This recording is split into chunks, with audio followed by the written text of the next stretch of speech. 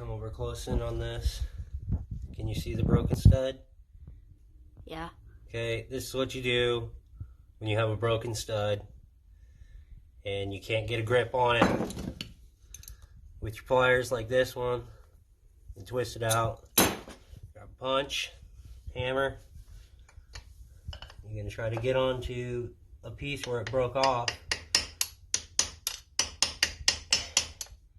And just work it around. And if you're lucky, it'll break free like this. And you just keep going, that's it. All the way around.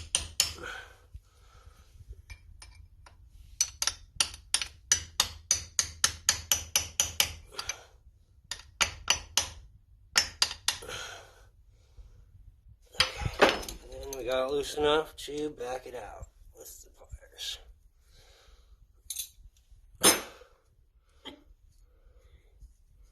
Don't kill it yet. Hold on. That's how you get a broken bolt out.